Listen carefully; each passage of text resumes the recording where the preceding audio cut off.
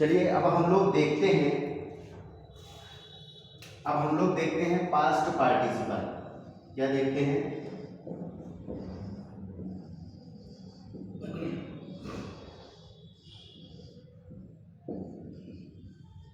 Past participle की सहायता से हम लोग सीखेंगे combination of simple sentences. Combination of simple sentences into one simple sentence, into one simple sentence। यानी कि दो या दो से अधिक सिंपल सेंटेंस को मिलाकर एक सिंपल सेंटेंस बनाना। कैसे हम पास्ट पार्टिसिपल का जो है यूज करेंगे?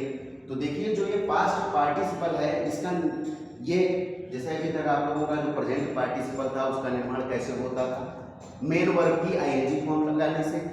परफेक्ट पार्टिसिपल में क्या हुआ कि हैविंग प्लस मेन वर्ब की थर्ड फॉर्म या फिर having being plus main verb की थर्ड फॉर्म। इसी तरीके से पास्ट पार्टिसिपल का निर्माण देखिए किस तरीके से होता है। पास्ट पार्टिसिपल का निर्माण वर्ब की थर्ड फॉर्म, वर्ब की कौन सी फॉर्म? Third form. वर्ब की थर्ड फॉर्म लगाने से पास्ट पार्टिसिपल का निर्माण होता है। वर्ब की थर्ड फॉर्म लगाने से पास्ट पार्टिसिपल का निर्माण होता है। और जो ये वर्ब है ये किसकी तरह कार्य करे? एडजेक्टिव की तरह कार्य करे। किसकी तरह कार्य करे? एडजेक्टिव की तरह कार्य करे। ये किसकी तरह कार्य करेगी? एडजेक्टिव की भांति कार्य करेगी। देखिए जैसे सब में कंडीशन थी वहां यहाँ पर भी जो है कुछ कंडीशंस होंगी। जो पहले सेंटेंस का सब्जेक्ट हो, जो पहले सेंटेंस का सब्जेक्ट हो वो दूसरे सेंटेंस में, सॉरी, जो पहले सेंटेंस का ऑब्जेक्ट हो, जो पहले सेंटेंस का ऑब्जेक्ट हो वो दूसरे सेंटेंस में क्या बन जाए? सब्जेक्ट बन जाए। देखिएगा सभी लोग ध्यान से समझिएगा। जो पहले सेंटेंस का ऑब्जेक्ट हो वो दूसरे सेंटेंस में क्या बन जाए? सब्जेक्ट बन जाए। क्या कंडीशन होगी? जो पहले सेंटेंस का ऑब्जेक्ट हो वो दूसरे सेंटेंस का सब्जेक्ट बन जाए। तो वहां पर हम जो है मेन वर्ब की थर्ड फॉर्म लगाकर किसका यूज करेंगे? पास्ट पार्टिसिपल की सहायता से हम दो या दो से अधिक सिंपल सेंटेंसेस को मिलाकर एक सिंपल सेंटेंस बनाएंगे। और ध्यान रखिएगा एक और चीज, जो सेंटेंस जो दूसरा होगा, जो सेंटेंस हमारा दूसरा होगा वो किसमें दिया होना चाहिए? पैसिव वॉइस में होना चाहिए। किसमें होना चाहिए? पैसिव वॉइस में होना चाहिए। तो देखिए इतनी बात केवल हमें याद रखनी है कि जो पहला सेंटेंस का ऑब्जेक्ट है वो दूसरे सेंटेंस का सब्जेक्ट बन जाए और दूसरा सेंटेंस किसमें होना चाहिए? पैसिव वॉइस में होना चाहिए। देखिए हम आप लोगों को एक यहाँ पर एग्जांपल लिख रहे हैं, उसकी सहायता से आप लोग समझिए। देखिए एक एग्जांपल लिख रहे हैं यहाँ पर। आई सा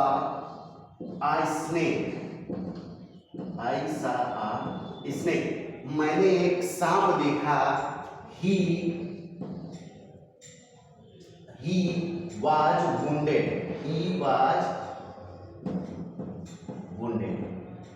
देखिए क्या कहा गया? आई सा स्नेक, ही was wounded। मैंने एक सांप देखा जो क्या था? घायल था। क्या था? वह घायल था। तो देखिए कंडीशन अपनी देख लेंगे कि जो पहले सेंटेंस का ऑब्जेक्ट है यानी कि आई स्नेक वो दूसरे सेंटेंस में क्या बन जाए? सब्जेक्ट बन जाए। देखिए क्या कर रहा है कि मैंने एक सांप देखा। ही वाज वुंडेड, वह घायल था। तो किसकी कौन घायल था? मैं तो घायल नहीं था। उसने किसको देखा है? सांप को देखा है। तो सांप क्या है? घायल है। यानी कि पहले वाक्य का जो सब्जेक्ट, पहले वाक्य का जो ऑब्जेक्ट है वो दूसरे वाक्य में क्या बन गया? सब्जेक्ट बन गया। उसके बाद देखेंगे जो दूसरा सेंटेंस हो किसमें होना चाहिए? पैसिव वॉइस में। तो आप लोग देख लेंगे कि वाज या वर के साथ हमेशा मेन वर्ब की आईएनजी फॉर्म लगती है, लेकिन वाज या वर के साथ यहाँ पर मेन वर्ब की कौन सी फॉर्म लगी है? थर्ड फॉर्म लगी है, वुंडेड लगा है, यानी कि ये क्या है, पैसिव वॉइस में है। किसमें है, पैसिव वॉइस में है। और आपको बताया गया है कि पास्ट पार्टिसिपल का निर्माण कैसे होगा, वर्ब की थर्ड फॉर्म लगाने से पास्ट पार्टिसिपल का निर्माण होगा और ये किसकी तरह कार्य करे, किसकी भांति कार्य करे, एडजेक्टिव की भांति कार्य करे। तो देखिए कैसे बनाएंगे, ये सबसे इजी होते हैं। I saw a wounded, I saw a wounded snake, I saw a wounded snake। देखिए बन गया कि नहीं, I saw a wounded snake, मैंने एक घायल सांप देखा। देखिए यहाँ पर वर्ब की कौन सी फॉर्म लग गई, थर्ड फॉर्म लग गई कि नहीं। और स्नेक की क्या बता रहा है, ये एडजेक्टिव यानी कि क्वालिटी भी बता रहा है कि सांप कैसा है, घायल है। वही चीज हमको बताया गया कि वर्ब की थर्ड फॉर्म लगानी है और ये किसकी तरह कार्य करे, एडजेक्टिव की भांति कार्य करे। तो बना लिया हमने आई सा आ वुंडेड स्नेक। देखिए यानी कि वुंडेड कौन सी फॉर्म लगी है, वर्ब की थर्ड फॉर्म का यूज किया गया है और स्नेक से पहले लगा दिया गया है, यानी कि स्नेक की क्वालिटी भी बता रहा है कि सांप कैसा है, घायल है। समझ गए। अब देखिए अगला एग्जांपल हम इसी तरीके से देखेंगे और अच्छी तरीके से समझने के लिए और एग्जांपल देखिए आप लोग। और आपकी बुक में जितने भी जो है एग्जांपल दिए गए हैं वो सारे जो है साथ में करते रहा करिए। देखिए this is a rose, this is a rose. क्या कहा गया, दिस इज अ रोज, यह एक गुलाब है। It is faded, it is faded, it is faded यानी कि क्या हो गया है, सूख गया है, मुरझा गया है। क्या हो गया है, सूख गया है या फिर ये मुरझा गया है। तो देखिए क्या कहा गया, देख लेंगे जो पहले वाक्य का ऑब्जेक्ट है वो दूसरे वाक्य में क्या बन जाए, सब्जेक्ट बन जाए। यानी कि यहाँ रोज था, रोज के बारे में ही बता रहे हैं कि वो क्या हो गया है, सूख गया है या मुरझा गया है। तो उसके बाद देखेंगे कि जो सेंटेंस यहाँ पर देखिए सब्जेक्ट लगा है उसमें यहाँ पर इज या एन आर के साथ आईएनजी फॉर्म लगी, यहाँ पर लगा है फेडेड लगा है, यानी कि मेन वर्ब की थर्ड फॉर्म का यूज किया गया है। सेंटेंस इसमें है, पैसिव वॉइस में है। तो आप लोग कैसे इस तरीके से पास्ट पार्टिसिपल का यूज करेंगे कि वो जो है वर्ब की थर्ड फॉर्म और किसकी भांति कार्य करे, एडजेक्टिव की भांति कार्य करे। तो देखिए दिस इज बनाइए आप लोग, दिस इज आ। अब देखिए ये वर्ब की फेडेड, इसको हम लोग यहाँ ले आए, क्या हो गया, this is a faded rose, this is a faded rose, या एक मुरझाया हुआ गुलाब है। तो देखिए आप लोगों का बन गया, ये किसकी तरह कार्य कर रहा है, वर्ब की थर्ड फॉर्म भी लग गई और एडजेक्टिव की भांति कार्य कर रहा है। क्यों, क्योंकि एक गुलाब की क्या बता रहा है, क्वालिटी बता रहा है कि जो गुलाब है वो क्या हो गया है, सूख गया है यानी कि मुरझा गया है। चलिए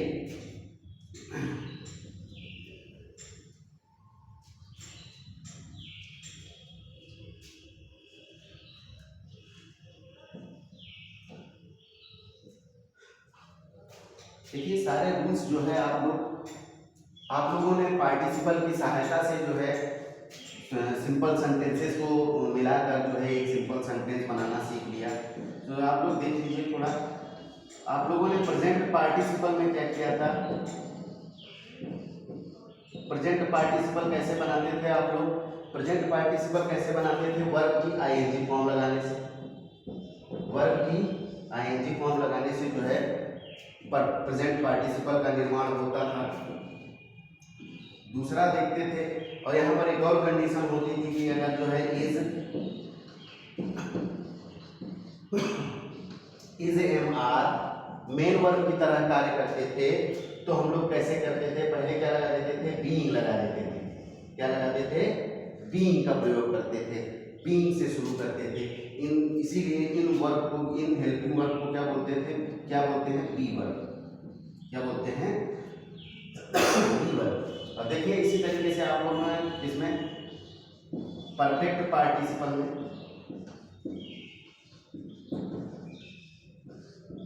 परफेक्ट पार्टिसिपल में आप लोगों ने क्या किया था, अगर सेंटेंस इसमें होता था, एक्टिव वॉइस में होता था, तो आप लोग क्या लगाते थे, हैविंग प्लस मेन वर्ब की थर्ड फॉर्म। अगर सेंटेंस पैसिव वॉइस में होता है तो आप लोग क्या कहते थे, having been plus main verb की third form, having been plus main verb की, having been plus main verb की थर्ड फॉर्म। इसी तरीके से आप लोगों ने तीसरा भी देख लिया। तीसरा क्या था, पास्ट पार्टिसिपल। पास्ट पार्टिसिपल में आप लोग क्या करते थे, मेन वर्ब की कौन सी फॉर्म लगाते थे, थर्ड फॉर्म लगाते थे। और जो ये था ये किसकी भांति कार्य करे, किसकी भांति कार्य करना चाहिए, एडजेक्टिव की भांति कार्य करना चाहिए।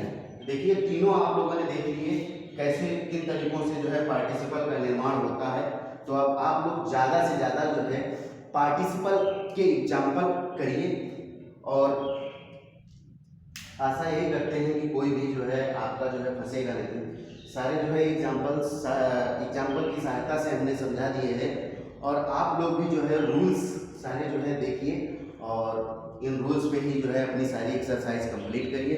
उसके बाद हम जो है अगले वीडियो में आप लोग बना के एक बार देखिएगा, उसके बाद अगले वीडियो में हम लोग आपकी एक्सरसाइज को जो है सॉल्व कराएंगे। आप लोग फिर देखिएगा उसमें कितना सही किया, कितना कहाँ पे आप लोग गलत कर रहे हैं। लेकिन जो है आप लोग एक बार इन रूल्स को पढ़ने के बाद इसको आप करिएगा जरूर, क्योंकि नहीं करेंगे जितनी देर आप लोग पढ़ेंगे उतनी देर ही ठीक लगेगा, अच्छा लगेगा। लेकिन आप जब करेंगे तभी कुछ समझ में आएगा कि जो है क्या आपको इसमें समझ में नहीं आया या क्या है। तो उसको आप लोग जो है घर में जो है बुक खोल कर जो है एक बार जो है पढ़िएगा जरूर। Okay, thank you.